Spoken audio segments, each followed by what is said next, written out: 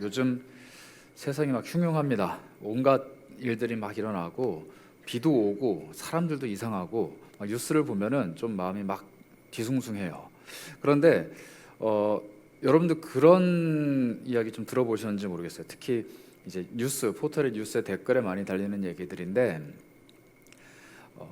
좀 흉악한 범죄들이 일어나면 사람들이 거기에다가 막 이렇게 자기 의견들을 쓰잖아요.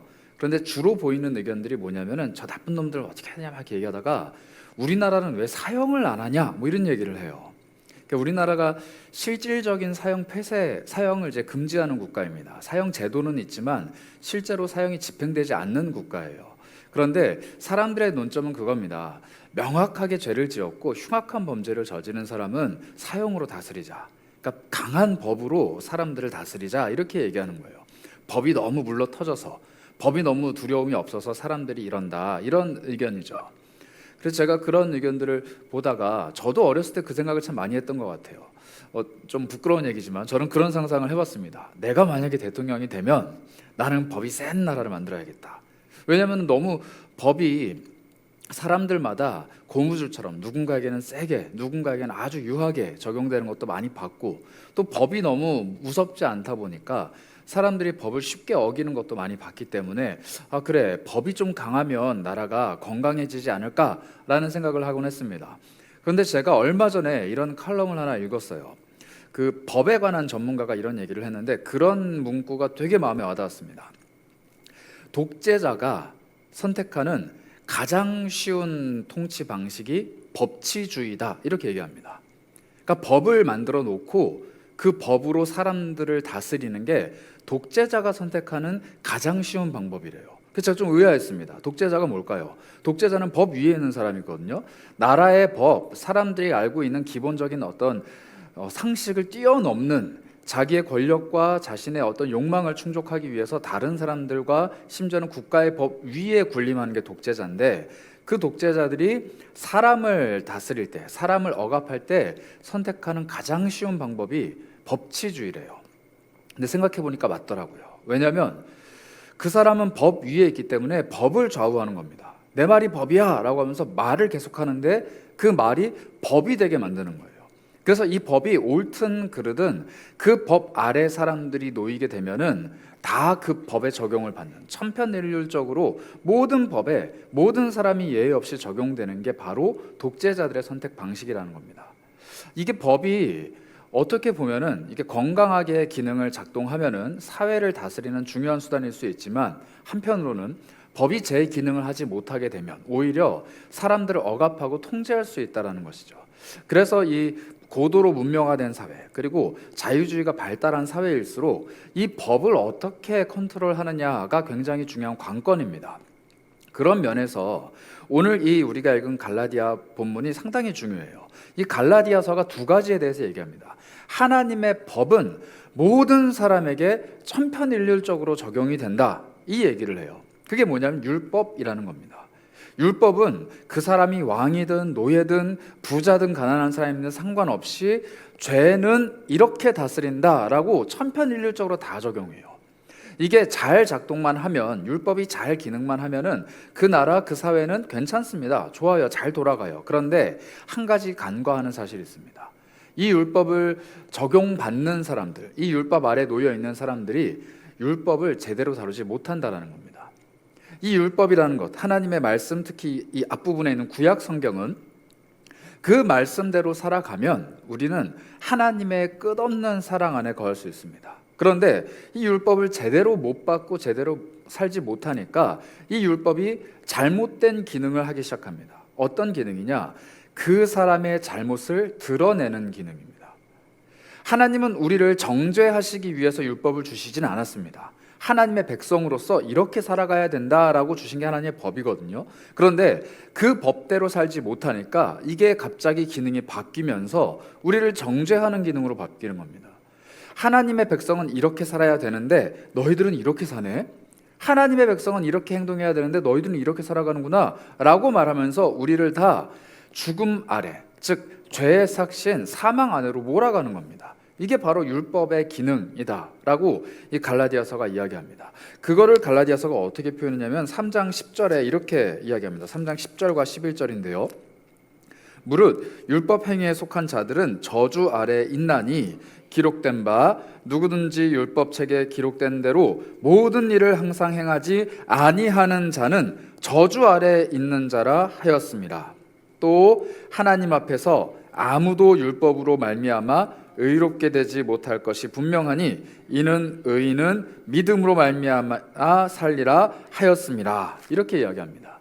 율법 아래서 그 행동대로 행동하지 못하는 사람은 다 저주 아래 있다라고 아예 선언을 해버립니다.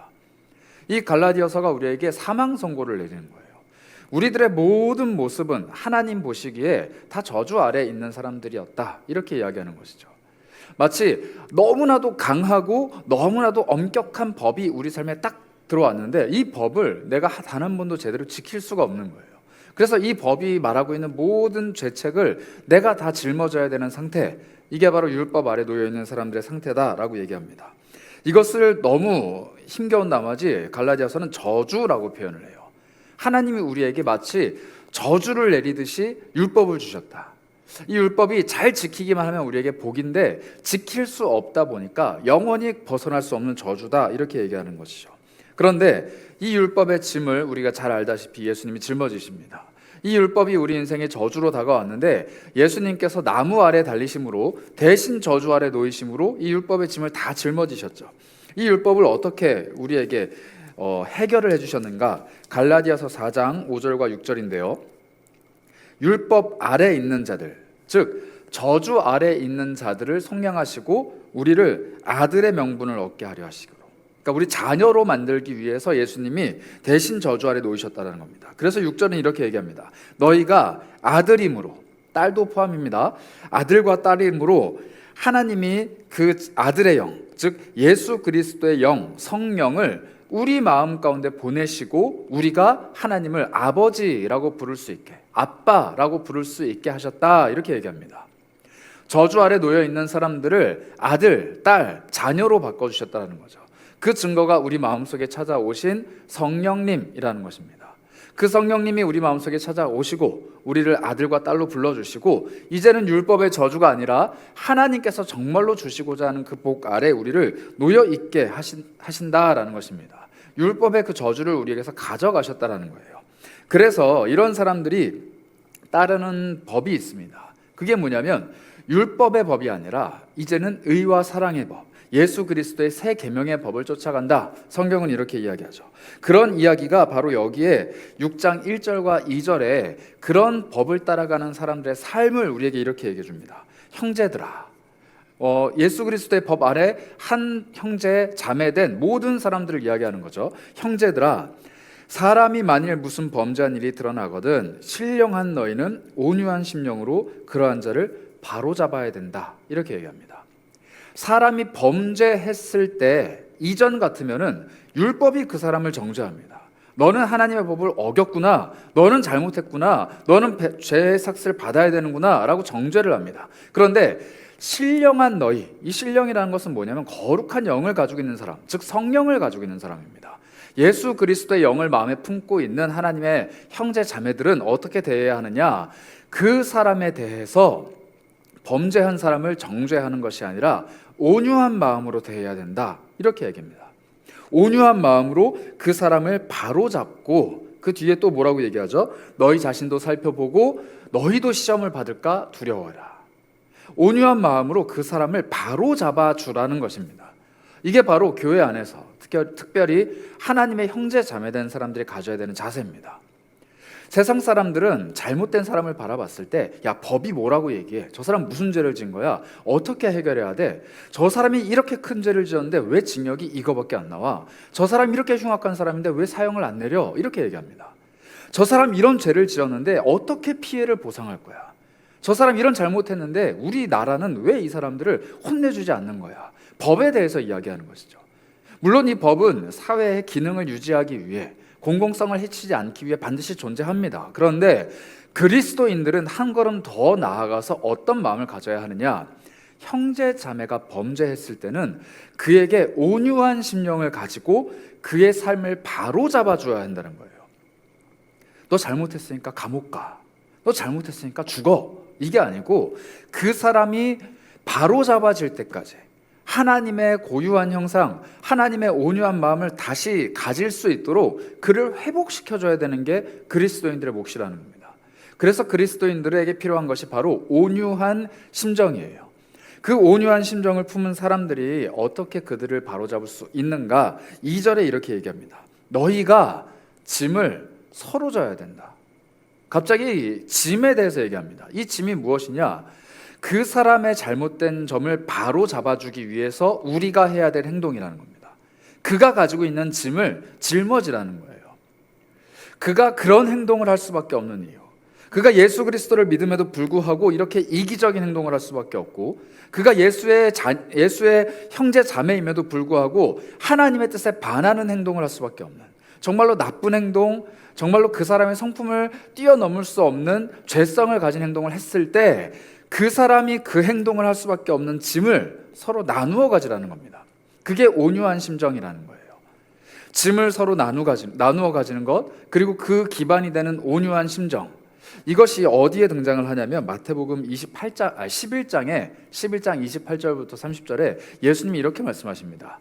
수고하고 무거운 짐진 자들아 다 내게로 오라, 내가 너희를 쉬게 하리라, 이렇게 말씀하십니다. 28절만 다시 한번 띄워주시겠어요? 수고하고 무거운 짐진 자들아 다 내게로 오라, 내가 너희를 쉬게 하리라. 짐을 지고 있는 사람을 지금 예수님이 쉬게 해주신다고 얘기합니다.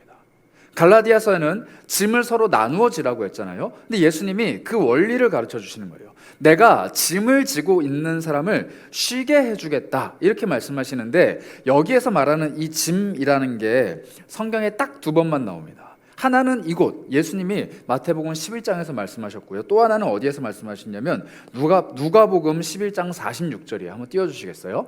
누가복음 11장 46절인데 이렇게 얘기합니다. 이르시되 화 있을진저 또 너희 율법 교사여 지기 어려운 짐을 사람에게 지우고 너희는 한 손가락도 이 짐에 대지 않는도다. 율법을 가르치는 사람들이 이 율법대로 살아야 돼 라고 말하는 모든 것이 다 짐이라고 얘기합니다. 이 짐이라는 게 성경에 딱 두 번만 나와요. 예수님이 말씀하신 짐입니다. 이 누가복음에 말하는 율법, 그리고 마태복음에서 말하고 있는 수고하고 무거운 짐진 자들아, 이 짐은요, 살아가면서 겪게 되는 수많은 어려움들이나 내가 가지고 있는 어려움들을 이야기하는 게 아닙니다. 이 짐은 정확하게 뭘 얘기하느냐? 율법이라는 거예요.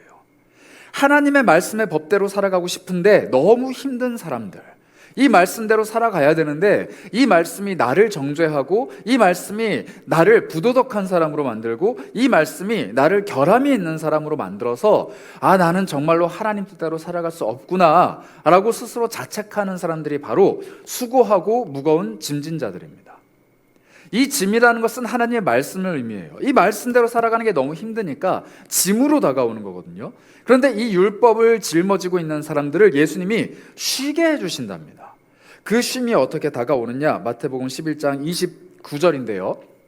나는 마음이 온유하고 겸손하니 나의 멍에를 메고 내게 배우라. 그리하면 너희 마음이 쉼을 얻으리니 30절 이는 내 멍에는 쉽고 내 짐은 가벼움이라, 이렇게 말씀하십니다. 29절 다시 한번 볼까요? 예수님이 갑자기 온유하다고 말씀하세요. 온유하다. 나는 온유한 존재다. 그래서 나한테 와라.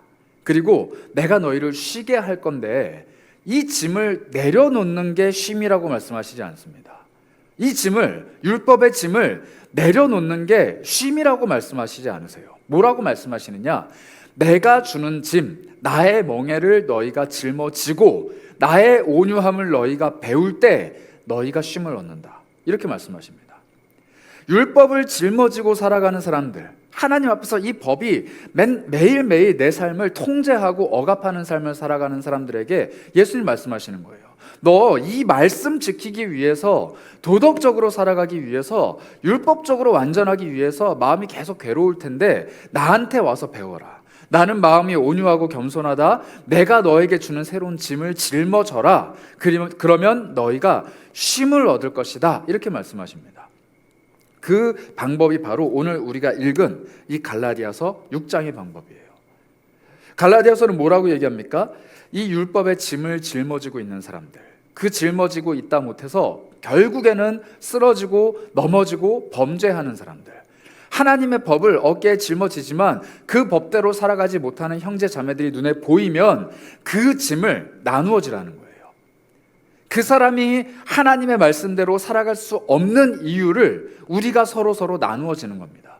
그 사람이 하나님의 말씀 앞에서 자꾸 무너지고 있는데 그 짐을 서로 나누어 가지라는 거예요. 이게 예수 그리스도의 멍에다라고 얘기합니다.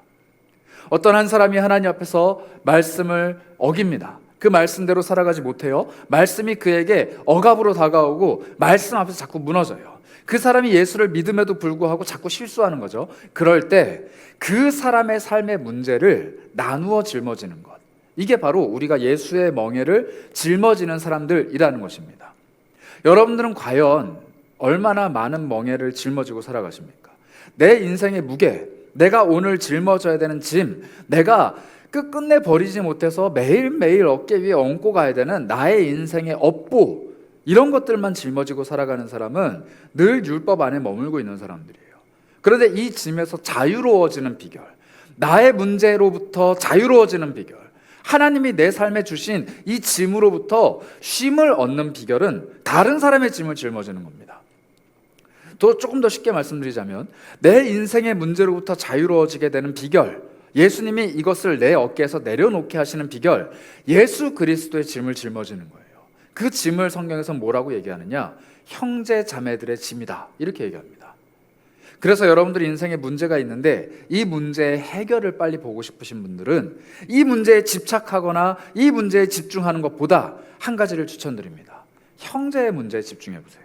그 사람이 겪고 있는, 그 자매가 겪고 있는 문제에 집중해 보세요. 하나님, 지금 나는 이런 문제를 갖고 있지만 내 눈앞에는 이 문제가 훨씬 더 커 보이고 이 문제를 해결해야 되고 이 문제가 나에게 가장 큰 문제지만 내가 이거 잠시 내려놓고 그 사람의 문제를 해결하기 위해서 기도하고 애쓰고 내가 그에게 힘을 더해주겠습니다. 이게 예수 그리스도의 원리거든요. 예수 그리스도의 법이라고 말했습니다. 그리고 갈라디아서는 그리스도의 법이라고 얘기했습니다. 이 법을 따라가는 거예요. 하나님, 내가 지금 더 큰 문제가 있지만 이거는 하나님께서 알아서 해결해 주실 테니 나는 지금 고통받고 있는 형제, 자매의 문제 앞에 뛰어들겠습니다. 내가 그 문제를 같이 동참해 보겠습니다. 내가 그가 겪고 있는 어려움을 함께 짊어지겠습니다. 이 마음을 하나님께 구하는 거예요. 그러면 예수님이 내 문제에 대해서 행동하신다는 겁니다. 너희는 나에게 와서 나에게 배워라 말씀하신 예수님. 그 예수님이 우리에게 뭘 보여주셨냐면 그분이 갖고 있는 삶의 문제를 내려놓고 십자가를 짊어지셨어요. 그분이 갖고 있는 모든 것들을 다 내려놓고 우리의 죄책을 짊어지셨습니다. 그리고 우리를 대신해서 그 저주의 짐을 짊어지신 거예요. 예수님은 그것을 우리에게 말씀하시면서 내가 너희에게 보여준 이 십자가의 짐, 십자가의 삶을 너희도 짊어지라, 이렇게 얘기합니다. 나의 멍에는 쉽고 가벼우니 나에게 배워라 라고 말씀하신 분이 너희도 십자가를 져라, 이렇게 말씀하시는 거예요. 이 십자가란 무엇인가요? 내가 짊어지지 않아도 되는 건데 다른 일을 위해서 짊어지는 거예요. 내 인생에 주신 고난과 괴로움, 내가 갖고 있는 문제가 나의 십자가가 아닙니다. 예수님은 자기 죄책 때문에 십자가를 짊어지신 분이 아니잖아요. 자기 잘못 때문에 죽이신 분이 아니라는 거예요. 예수님의 십자가는 철저하게 타인을 위한 겁니다. 예수님 자신이 아니라 다른 일을 위해서 짊어지신 게 십자가예요. 그래서 십자가를 우리에게 짊어지라고 말씀하실 땐 너의 인생에 갖고 있는 그 문제가 너의 십자가야 라고 말씀하시는 것이 아니라 너희의 짐은 내려놓고 나에게 배워라. 형제 자매들의 짐을 서로 짊어져라. 그 짐을 짊어지고 그의 아픔을 대신 겪는 것이 우리들의 십자가라, 이렇게 이야기하는 것입니다. 그래서 그리스도인들의 삶이 가지고 있는 가장 큰 특색은 뭐냐면 다른 이들의 짐을 서로 짊어지는 거예요. 다른 이들이 갖고 있는 무게를 서로 짊어지는 겁니다. 이게 그리스도인들이 가지게 되는 삶의 방식이라는 거예요. 제가 이걸 한번 실천해 본 경험이 있습니다. 군대에서 이걸 실천했었는데 제가 군대를 소대장으로 갔어요. 대단하죠. 소대장으로 갔는데 1년차 때 처음으로 이제 저희가 제 소대원들을 데리고 행군이라는 걸 합니다. 행군은 이제 큰 가방을 짊어져요. 이게 무겁습니다. 여름에 보통 짊어지면은 한 15kg, 한 17kg 뭐 이렇게 돼요. 이걸 짊어지고 한 7시간 가까이를 걷는 거예요. 이게 무겁잖아요. 그런데 이제 다 똑같이 짐을 쌉니다. 근데 제가 처음 가서 얼마 안 됐을 때, 이제 통제력이 별로 없을 때 엄청난 광경을 목격을 했어요. 어떤 광경이었냐면, 처음 이걸 하는 병사들은 다 짐을 똑같이 싸요. 무겁게 쌉니다.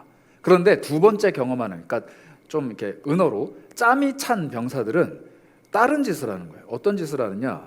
이 가방에 짐은 하나도 안 넣고 뭘 넣느냐면 라면 박스를 넣는 거예요. 그래서 가방을 이렇게 크게 만들고 그 위에다가 뭐 이렇게 잘 덮어가지고 실제로 있는 것 마냥 만듭니다. 그럼 그 사람의 짐은 누가 가지고 가느냐? 1년 차들이 다 가져가는 거예요. 그러니까 2배가 되는 거죠, 얘네들은. 이게 룰이더라고요. 그래서 제가 왜 이렇게 하는 거야? 그랬더니 이건 우리 부대의 법이래요. 이거는 누구도 못 건드린대요. 야, 이거 맞아 이게? 안 된대요. 무조건 이렇게 해야 된대요. 그러면서 제 거라고 가지고 왔어요. 제 것도 어마어마하게 크더라고요. 그래서 제가 까봤습니다. 제 것도 박스가 들어있는데 제 거는 더 나빠요. 박스만 있는 게 아니라 제 가방에는 뭐가 있었냐면, 여러분들 혹시 그거 아시나요? 맛다시라는 거. 군대 가면은 소고기가 조금 들어간 고추장이 있어요. 이게 밥에 비벼 먹으면 되게 맛있는 건데 한 요만한 팩입니다. 이 팩 30개가 들어있는 거예요. 이거를 30개를 넣고 제가 그거를 메고 가야 된대요. 제 밑에 있는 이 친구들이 일주일 동안 먹을 맛다시를 제가 들고 가야 되는 거예요. 나는 이걸 왜 들고 가야 돼? 라고 했는데 우리 부대의 전통이래요. 제가 1년차 때는 그걸 맸습니다. 그리고 가면서 생각을 했어요. 왜 이런 전통이 있을까? 제가 제 앞에 소대장을 했던 선배에게 물어봤어요. 근데 그분도 그렇게 했대요. 근데 모른대, 언제부터 그렇게 했는지. 그냥 얘네들의 전통이니까 따라주래요.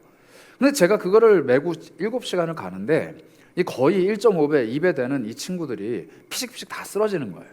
그래서 이 7시간을 다 걷고 나면은 완주율, 성공하는 율이 70%가 안 됩니다. 한 30%는 다 낙오를 하는 거예요. 애들이 쓰러지고 실려가고 발에 물집이 생기고 부르트고 막 난리가 나요. 그래서 제가 이건 좀 아니다 싶은 마음이 들었어요. 그래서 한 6개월이 지난 다음에 겨울에 한 번 더 하게 됩니다. 행군을 하게 됐는데 겨울 행군은 더 무겁습니다. 이게 22kg가 넘어가요. 굉장히 무거운데 제가 결심을 했어요. 내 가방은 내가 싼다. 그래서 제 것도 아주 그냥 정확하게 쌌습니다. 22kg. 그리고 애들이 막 또 자기 룰대로 싸길래 냅뒀어요. 냅두고 저는 무거운 걸 짊어졌습니다. 그리고 출발을 했어요. 그리고 나서 어떻게 했냐면 한참 가다가 제가 봤을 때 이제 2년차 애들이 있잖아요. 가방이 가벼운 친구들. 그럼 가요. 옆에 가서 가방을 툭툭 쳐봅니다. 그럼 가방이 들썩들썩해요. 그럼 야, 바꿔. 제가 가벼운 걸 메고 제 거를 걔를 줬어요. 그리고 가다가 막내 애들이 한 1.5배, 2배 되는 걸 짊어진 애들이 거의 막 죽으려고 하거든요. 그럼 걔랑 제 걸 바꾸는 거예요. 그럼 걔는 가벼운 걸 메죠. 제가 7시간 동안 계속 바꿨습니다. 계속 바꿔서 나중에 어떻게 됐느냐, 무거운 거는 짬이 찬 선배들이 메고 가벼운 걸 밑에 애들이 다 맨 거예요. 완주율이 몇 프로였을까요? 100%였어요. 아무도 낙오를 안 한 거예요. 왜냐면 낙오할 것 같으면 가벼운 걸로 바꿔주니까. 이걸 바꿔주니까 위에 애들은 볼이 이만큼 나온 거예요. 불만이죠. 자기들은 옛날에 다 메고 했는데 얘네들은 못 맸다. 그런데 위에 있는 이 높은 군인들은 좋아해요. 왜냐면 완주율이 몇 프로니까요? 100%.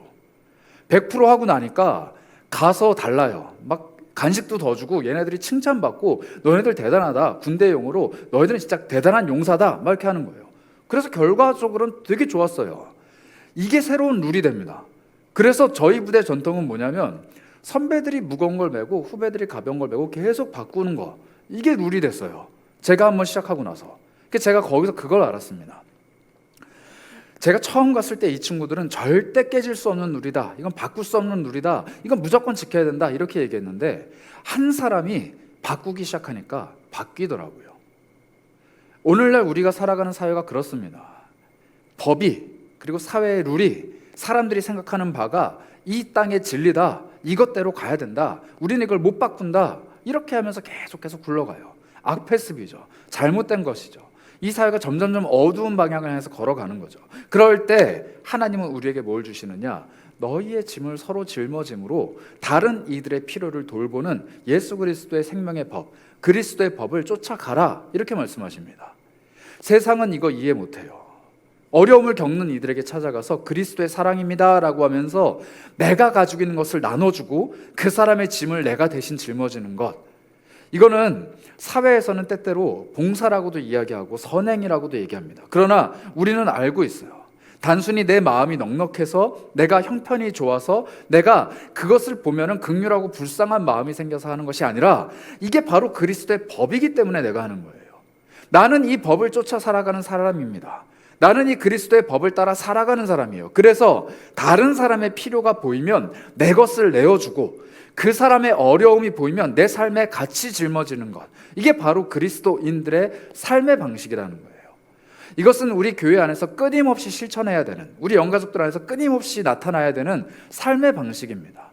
누군가가 헐벗고 굶주리면 그의 필요를 채워주는 것, 그가 어려울 때 그에게 나의 행동으로 나의 믿음을 증명해내는 것. 지난 주일날 우리가 함께 나누었던 야고보서 말씀, 다니 목사님 선포하신 그 말씀이잖아요. 너는 행동으로 그걸 입증할 수 있겠느냐? 누군가가 굶주리고 누군가가 헐벗었을 때 그 사람에게 말로만 배불러라, 따뜻해라 말하는 것이 아니라 그 사람에게 나의 것을 내놓는 행동으로 나의 믿음을 증명할 수 있겠는가? 그걸 물어보셨을 때 나는 과연 어떤 것으로 대답할 수 있겠는가? 이게 바로 야고보서의 질문입니다. 그리고 갈라디아서는 우리에게 이렇게 대답하죠. 너희가 형제가 심지어 범죄했다 할지라도 그가 가지고 있는 짐을 서로 나누어 지라인 거예요. 짐을 지고 있기 때문에 하나님의 말씀의 법 앞에서 무너집니다. 인생에 짐이 있기 때문에 하나님 앞에 자꾸 쓰러지는 거예요. 그 짐은 우리 형제 자매 공동체원들이 서로 나누어 가져야 합니다. 그 짐을 나누고 남의 짐을 내 십자가로 жил머지고 걸어갈 때 나는 예수께서 하셨던 그 십자가의 길을 같이 동행하는 사람이에요.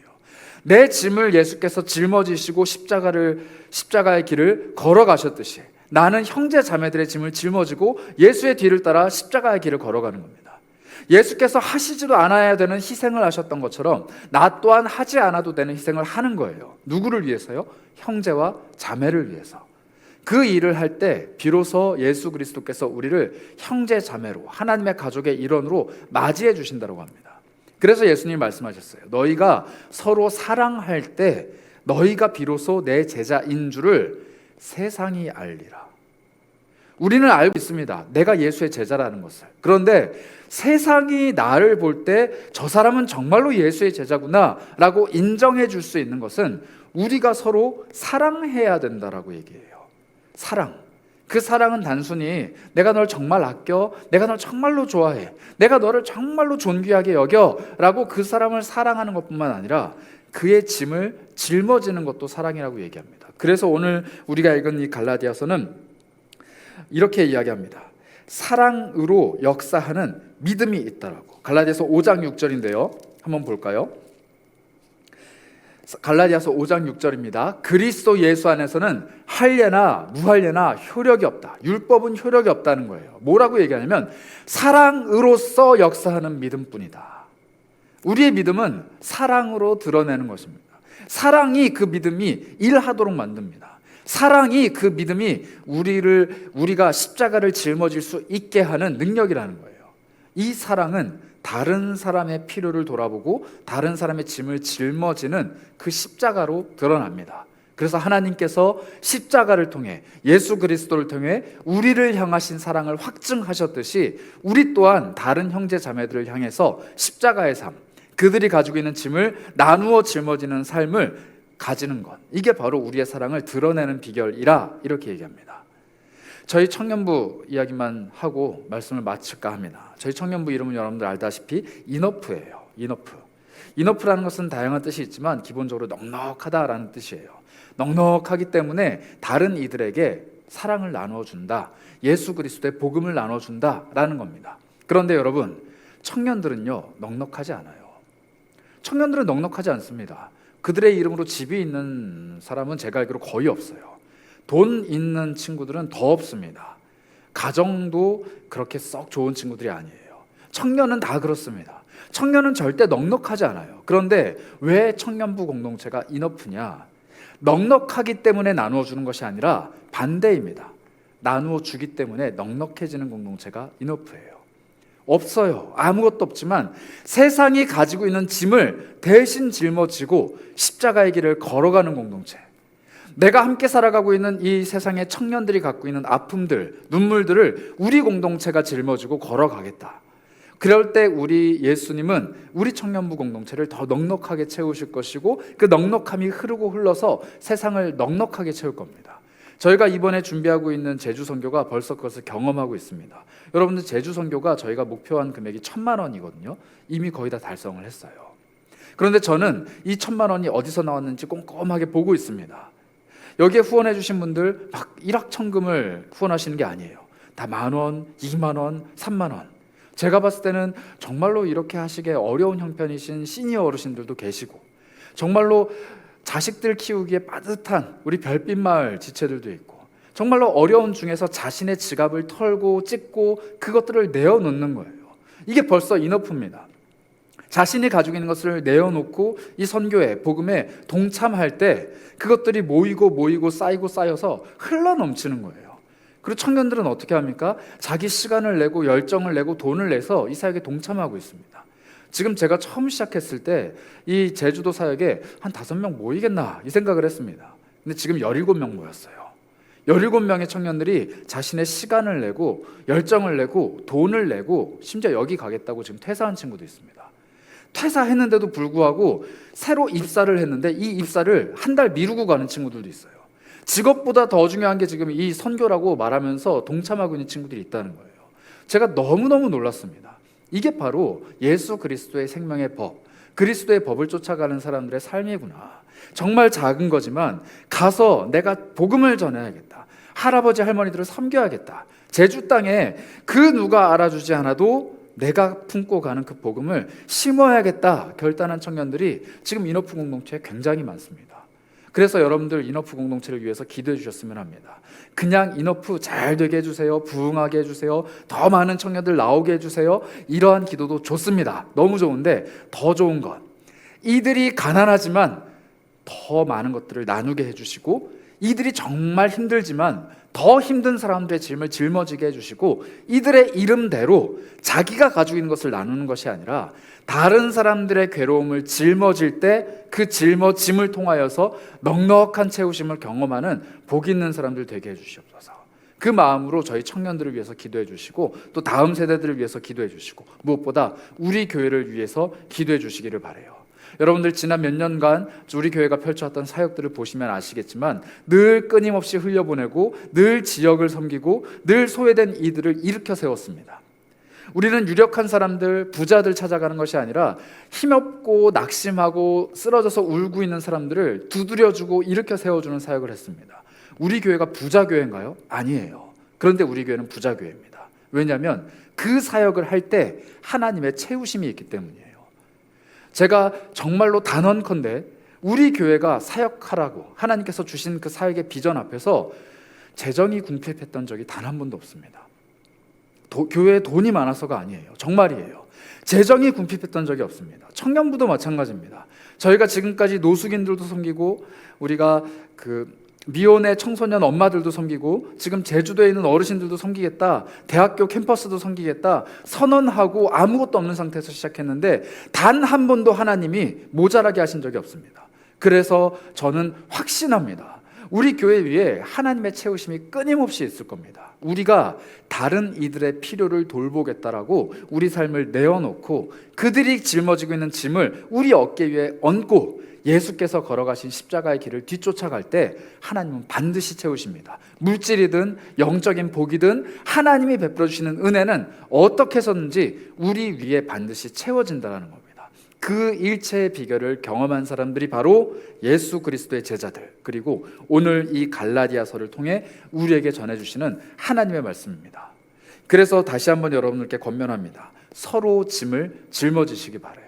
제 짐도 여러분들이 짊어지시고 여러분들의 짐을 저도 짊어지고 그리고 세상의 짐을 우리가 짊어지는 그런 그리스도인들이 되길 바랍니다. 그래서